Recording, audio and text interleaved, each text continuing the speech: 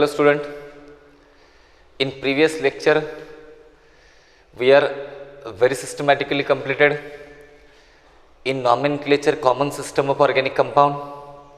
As all you know very well what happens in the common system.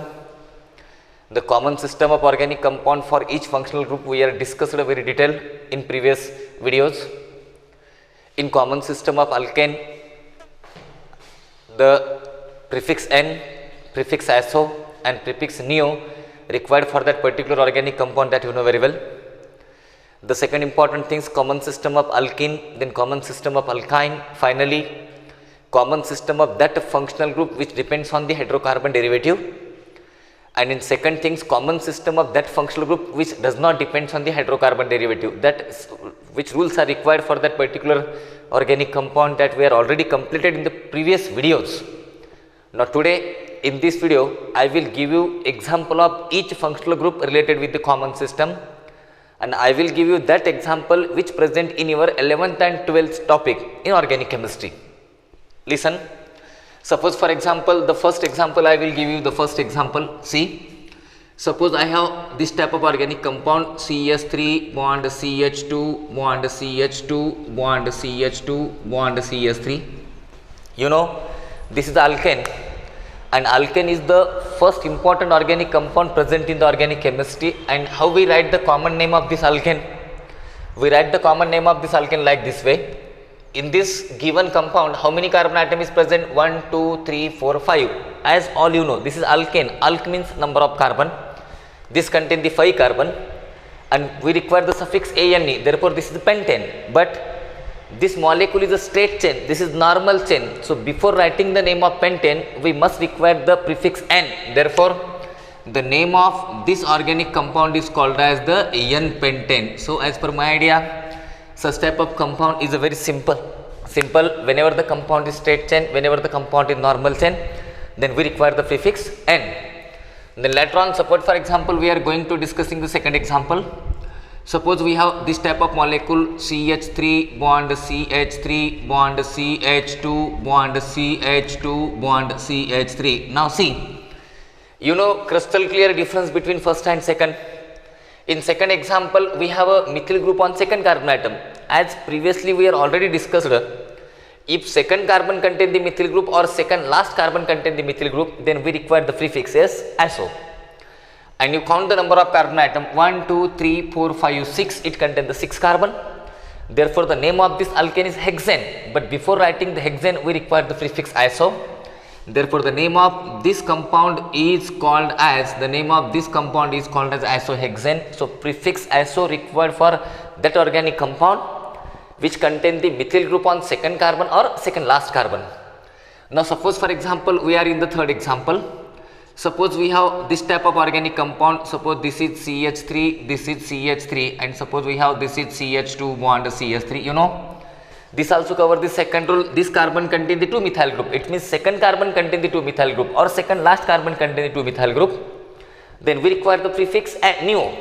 And before writing the name of this compound, write down neo and then count number of carbon atom 1, 2, 3, 4, 5, 6. Therefore, the name of this compound is called as the neohexane. So, this is a very simple nomenclature of organic compound. Suppose for example see the fourth example, CH3 bond CH2 bond CH double bond CH bond CH3. Suppose we have such type of alkene. Now what happen in this alkene? This contain the carbon-carbon double bond, therefore this alkene. You know very well, in alkene number of carbon is 1, 2, 3, 4, 5. 1, 2, 3, 4, 5. But you must be locate the position of double bond. Now position of double bond present on which carbon? Suppose we are from this side alpha, beta, gamma, and this is alpha, beta. So nearest position is beta. Therefore count from that side. The lowest possible number must be contain the doubly bonded carbon atom. This is very important. Therefore name of this compound is called as the beta. The name of this compound is called as the beta pentylene. You know alkylene is a common name. Therefore the name of this compound is beta pentylene. Later on, the fifth example we are considering here. Suppose for example we have CH3 bond CH3, suppose double bond CH2. You know very well, on second carbon atom methyl group is present. it is not necessary to write the alpha beta either from this side alpha beta or this side alpha beta. Therefore, no need to use the alpha and beta. because this carbon is on equal distance from both sides, but second carbon contain the methyl group, therefore use prefix iso, and therefore the name of this compound is called as the isobutylene. So these are the example which we consider for hydrocarbon. These are the example which we consider for hydrocarbon. Same like we write the name of alkyne also. Now I will give you some example of that organic compound which depends on the hydrocarbon derivative. You know, which depends on the hydrocarbon derivative means what? Suppose for example this is R, this is called as the alkyl radical. You know what is alkyl radical? And in alkyl radical, you know, for methane it is methyl, ethyl, propyl. In propyl two possibilities are there, either N-propyl or isopropyl. In butane also four possibilities are there, N-butyl, secondary butyl, isobutyl, tertiary butyl, like that way in pentane, hexane and so on. Now suppose for example I will give you the first example to you. Suppose we have CH3 bond CH3 bond CH2 bond CH2 bond OH. Suppose this is one of the functional group. You know very well, the OH means which functional group? This is alcohol. So alcohol is the suffix of this organic compound, and what is the R? Which one is alkyl? Which one is prefix? See toward the board. Now on the second carbon atom methyl group is present. On the second carbon atom methyl group is present. Therefore, we require the prefix iso. And after writing the name of this compound iso, count the number of carbon atom 1, 2, 3, 4, 5. Therefore, this become the isopentyl. This become what? Isopentyl. Alkyl is pentyl, but which pentyl? Isopentyl. This is the prefix.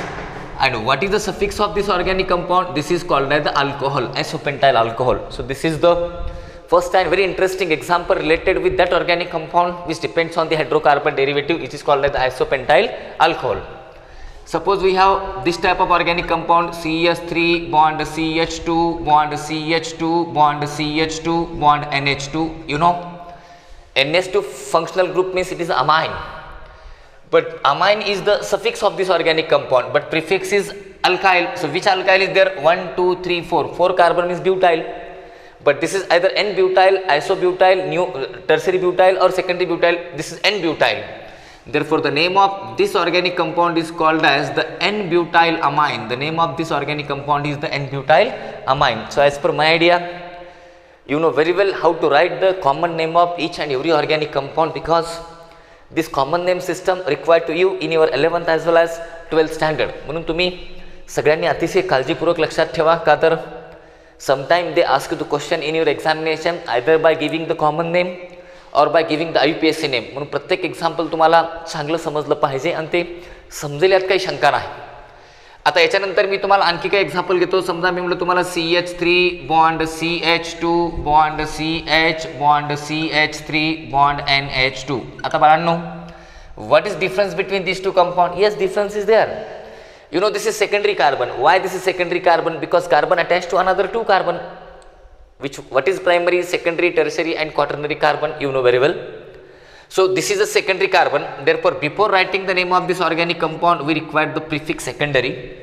Count number of carbon atom 1, 2, 3, 4. Therefore, this is called as secondary butyl amine. This is called as secondary butyl amine. Like that amine, if we use here cyanide or isocyanide or any aldehyde or ketone, so you know very well. Now suppose for example, next example, CH3 bond CH2 bond C double bond O bond CH2 bond CH3. Tell me, this functional group is the ketone, because C double bond O attached to two alkyl group, therefore it is called as the ketone. Ketone is the suffix of this organic compound, but around this carbonyl group, around this C double bond O, two alkyl group is present, and this alkyl group is the ethyl. This is also ethyl, this is also ethyl. Therefore, two ethyl group is present. Therefore, before writing the name of this compound, use the di means two, diethyl, and finally the suffix of this compound is ketone. Suppose for example, we consider another example, CH3 C double bond O CH2 CH3. This ketone is different from this. How? Around this C double bond O, here methyl group is present, here ethyl group is present. So write the name of this alkyl group depends on alphabetical order. मी तुम्हाला हा नवीन concept सांगतो. जेव्हा ketone असेल, जेव्हा इथर असेल, तेव्हा त्याच्या बाजूला दोन अल्काइल ग्रुप असतात. if that two alkyl groups is different, no doubt if that two alkyl group is same, then we use prefix di because both groups are same. But if two alkyl group is different, the naming of this alkyl group depends on the alphabetical order. हे तुम्ही forever लक्षात ठेवा. जर alkyl group वेगळे असतील तर alphabetical order तुम्हाला follow करावे लागतील. प्रायमरी, सेकंडरी, टर्शरी हे प्रिफिक्स अल्फाबेटमध्ये काउंट करायचे नाहीत, पण एन, न्यू आणि आयसो हे मात्र अल्फाबेटमध्ये काउंट करायचं. नॉर्मलचं एन, आयसोचं आय, न्यूचं एन अल्फाबेटच्या कॉम्पिटिशनमध्ये येईल, पण प्रायमरीचं पी, सेकंडरीचं एस आणि टर्शरीचं टी अल्फाबेटच्या कॉम्पिटिशनमध्ये येणार नाही. हे मात्र तुम्ही काळजीपूर्वक लक्षात ठेवा. Now what is the name of this compound? Now this is ethyl and this is methyl. So name of this compound become ethyl is the first, and then later on we write here methyl. Therefore this is ethyl methyl ketone. As per my idea, this become very simple to you. आता बाळांनो याच्यानंतर आणखी काही example आपण discuss करू. Suppose we have CH3 bond CH3 bond O bond CH2 CH3. Tell me which functional group is present here?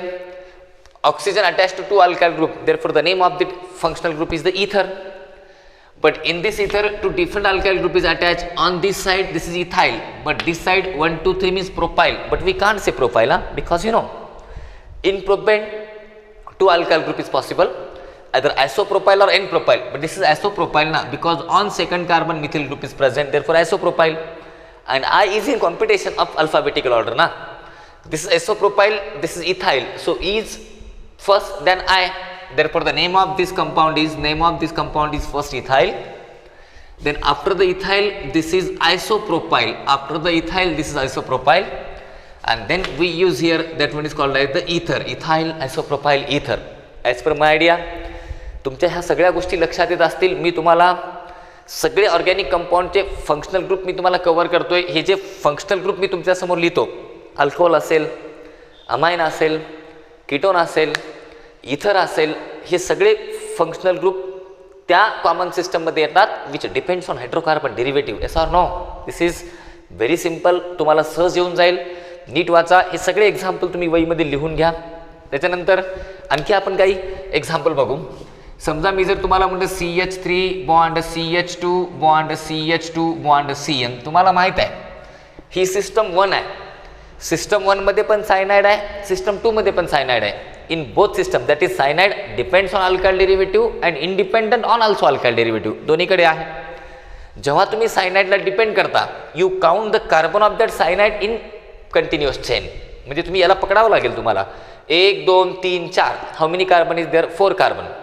मग मला सांगा इथं जर 4 कार्बन असतील तर तुम्हाला स्ट्रेट चेन असल्यामुळे इथं काय लागेल तुम्हाला N butyl, and finally we write the name here N butyl. I am sorry, this is not N butyl. You can't count the carbon. याला तुम्ही काउंट करायचं नाही. No, we can't count this. 1 2 3. Therefore this is N propyl, this is N propyl, आणि finally use cyanide. मी तुम्हाला काय सांगतो पुन्हा एकदा ऐका. जेव्हा तुम्ही सायनाइड वापरता, सायनाइड वर्ड वापरता, तेव्हा CNचा कार्बन इकडे काउंट करायचा नाही, आणि जेव्हा तुम्ही नायट्राइल वापरता, नायट्राइल मीन्स सिस्टम 2 मध्ये, तेव्हा तो कार्बन काउंट करायचा. म्हणून हा कार्बन सोडून द्या. 1 2 3 म्हणजे प्रोपाइल, पण हे कोणतं प्रोपाइल आहे? N propyl. Therefore the name of this compound is N propyl cyanide. याच्यानंतर मी जर तुम्हाला म्हटलं समजा CH3 बॉन्ड CN, आता बाळांनो मला सांगा बरं याचं नाव काय असेल? याला तुम्ही काउंट करू शकत नाही because we are in the system 1.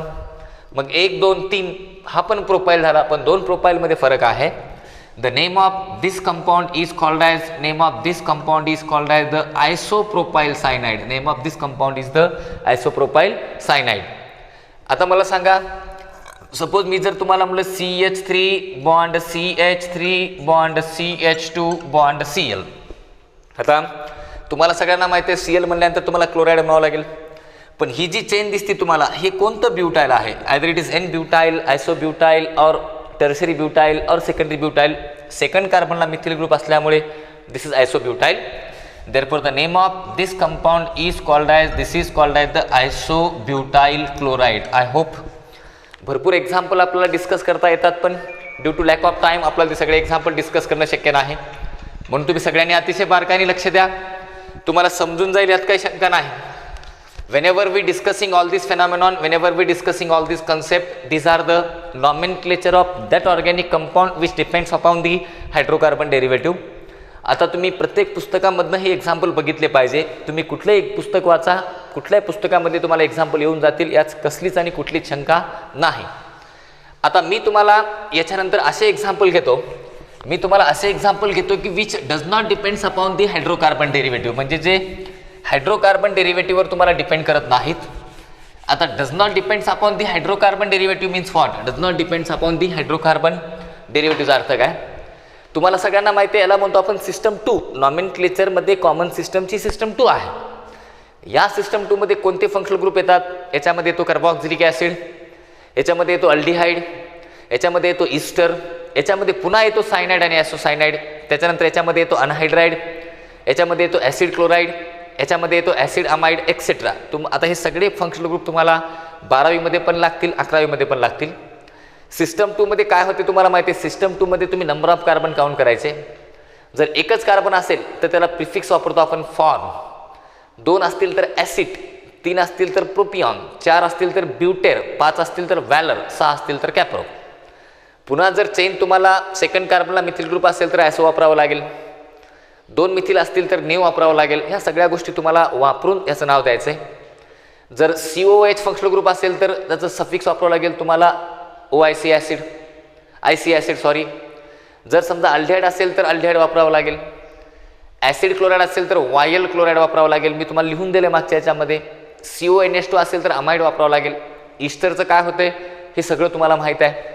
आता एक्झाम्पलच्या बाबतीमध्ये जर तुम्हाला डिस्कस करायचं असेल तर मी तुम्हाला पहिलं एक्झाम्पल घेतो.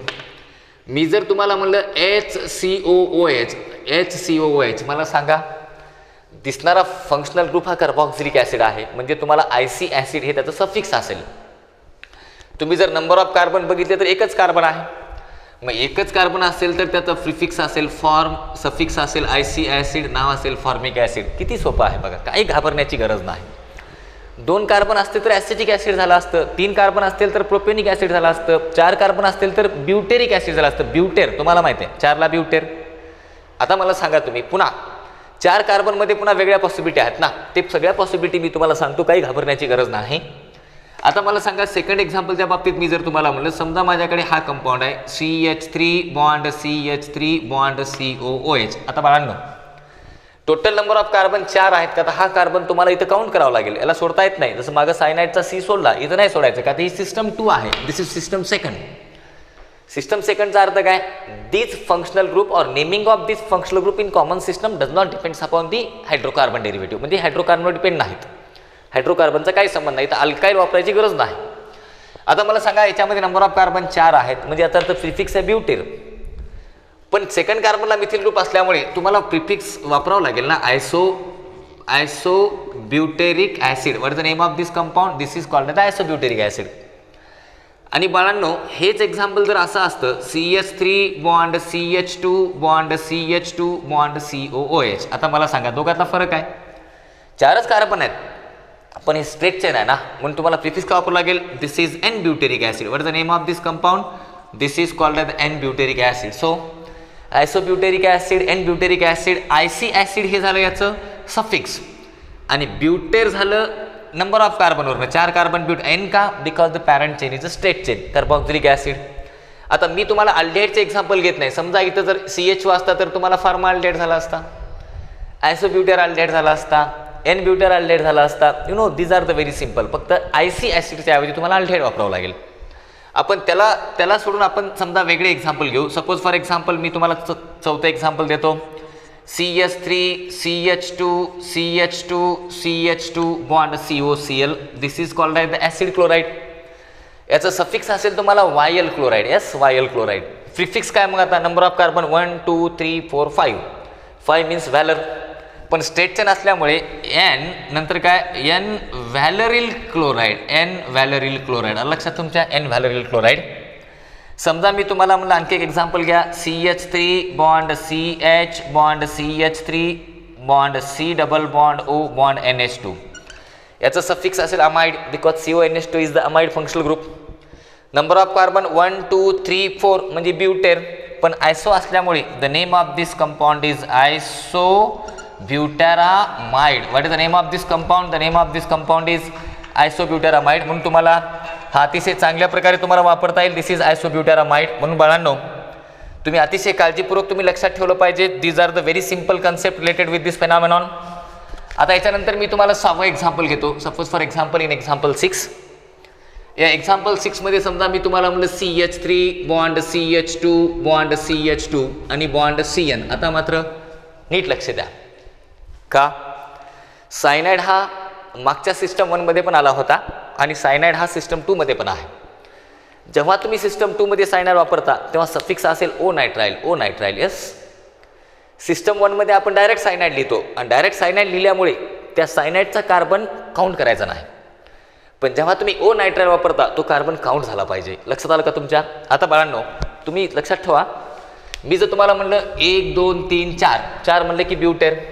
मग एन ब्युटेरो नायट्राइल. ओ नायट्राइल. आलं लक्षात तुमच्या? बघा ओ नायट्राइल ही असेल याचं सफिक्स आणि ब्युटेर असेल त्याचं prefix. Depends upon number of carbon item. तुम्हाला माहिती आहे किती. आणि एन का लिहिलं आपण? का तर ही स्ट्रेट चेन आहे म्हणून N butyro nitrile. Yes or no? N butyro nitrile.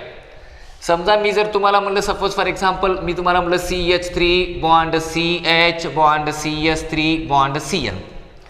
Count करावं लागेल. मग मला सांगा what is the name of this compound? The name of this compound is isobutyronitrile. तुमच्या लक्षात आलं असावं. This is isobutyronitrile. Yes or no? आता मला सांगा याच्यानंतर काही वेगळे फंक्शनल ग्रुप आपण घेऊ. आता मी तुम्हाला अतिशय आणि अतिशय अवघड फंक्शनल ग्रुप घेतो जे तुम्हाला कन्फ्यूज होतो. काही कन्फ्यूजचा विषय नाही तो. काही घाबरू नका तुम्ही. I will give you some example of that functional group which is something critical.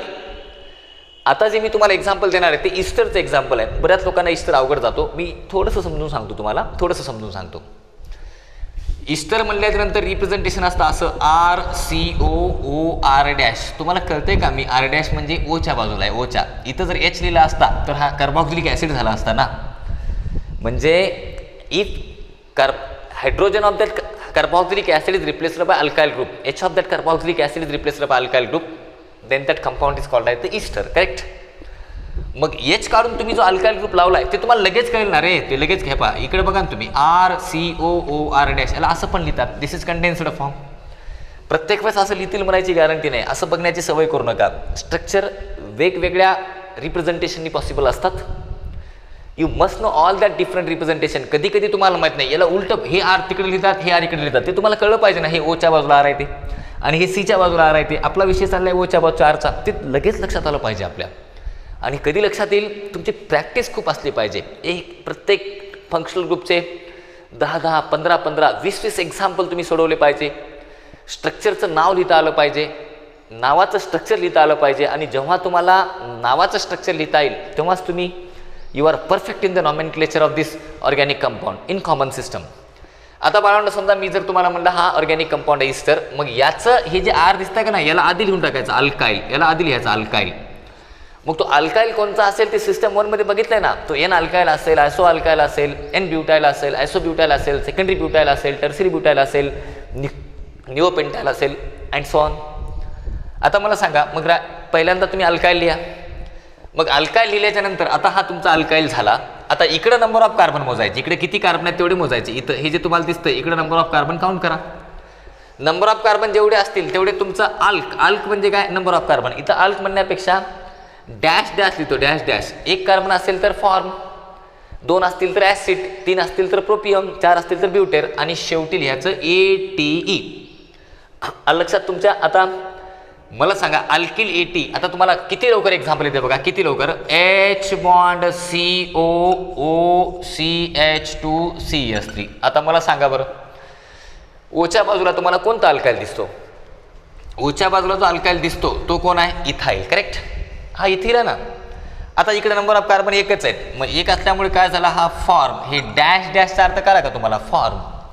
आणि पुढे लिहून टाका ATE. अरे किती सिंपल आहे. This is ethyl formate. The name of this organic compound is called as the ethyl formate. समजा मी जर तुम्हाला म्हणलं CH3COOCH3. सांगा बरं तुम्ही मला नाव काय असेल? हा तुम्हाला CH3 दिसतो. मग तुम्ही लगेच काय लिहिणार? तुम्ही याचं नाव काय लिहिणार? तुम्ही मिथाइल लिहिणार तुम्ही. करेक्ट. नंबर ऑफ कार्बन 2 आहेत. ॲसिड येईल तुम्हाला आणि लगेच पुढे एट लिहून टाका. This is called as the methyl acetate. कधी सिच्युएशननुसार इथं पण तुम्हाला ॲसो येईल, सिच्युएशननुसार इथं पण तुम्हाला एन येईल, सिच्युएशननुसार इथं पण तुम्हाला निओ पण येऊ शकते. आणि लक्षात तुमच्या म्हणजे ज्या तुम्हाला गोष्टी येतील त्याच्यानुसार तुम्हाला त्या हँडल कराव्या लागतील आणि आय होप तुम्ही ते हँडल करणार. आता याच्यानंतर समजा मी आणखी काही एक्झाम्पल जर आपण डिस्कस करायचं ठरलो, suppose we are in some different example. आता आणखी एक्झाम्पल आपण बघू.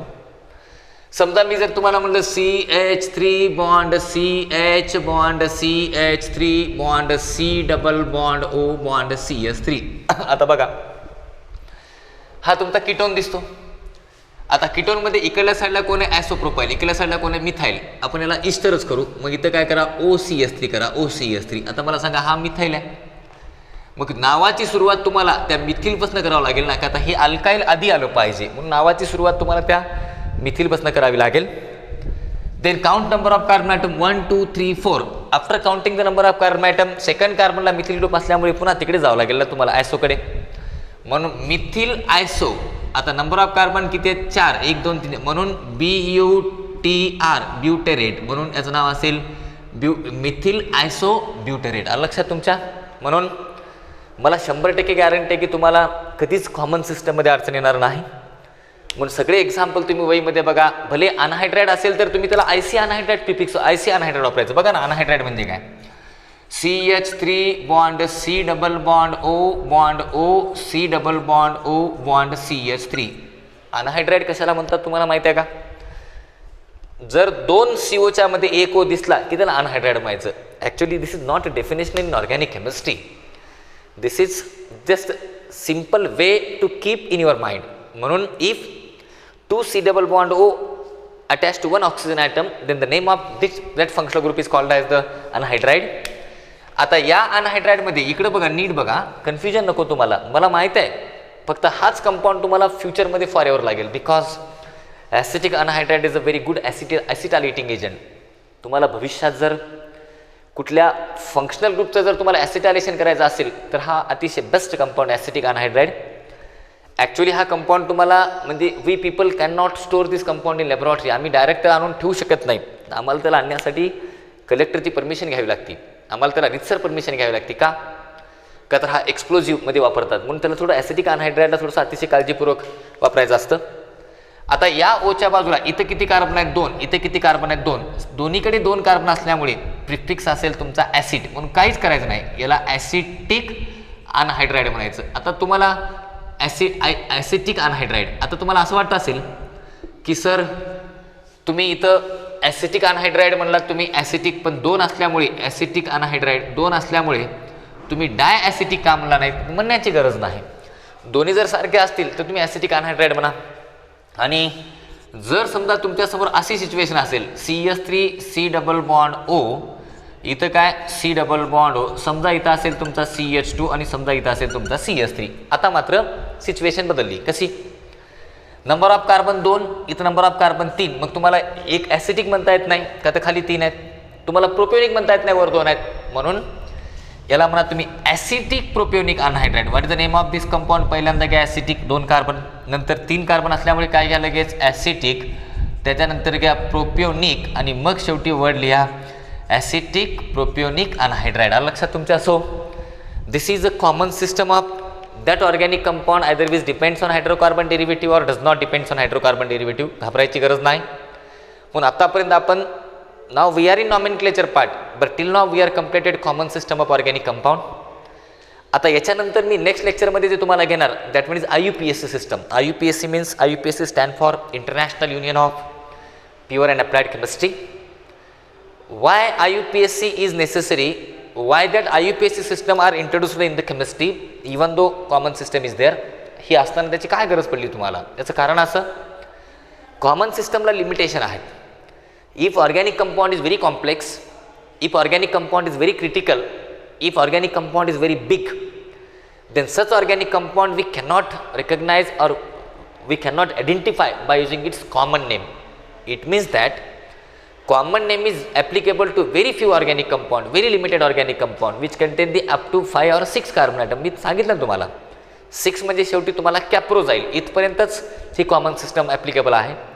याच्यात फक्त एन, आयसो आणि निओ ह्या सगळ्या गोष्टी तुम्हाला वापराव्या लागतील. आणि जर ऑर्गॅनिक कंपाऊंड जर मोठा असेल, if the structure of that organic compound is very big, then we cannot identify और we cannot say common name for that organic compound. म्हणून IUPAC system is very necessary. मी तुम्हाला थोड्या वेळ IUPACचं इंट्रोडक्शन देतो. कधी कधी तुम्हाला काय होतं, परीक्षेमध्ये तुम्हाला एखादा प्रश्न विचारताना ते त्या कंपाऊंडचं IUPAC नाव पण लिहू शकतात, कॉमन नाव पण लिहू शकतात. पण कॉमन नाव कधी, जर कंपाऊंड छोटा असेल तरच ना. आणि जर तुम्हाला परीक्षेत प्रश्न विचारायचे असतील तर maximum they ask the question on the basis of IUPAC. The first meeting of IUPAC is held at Geneva.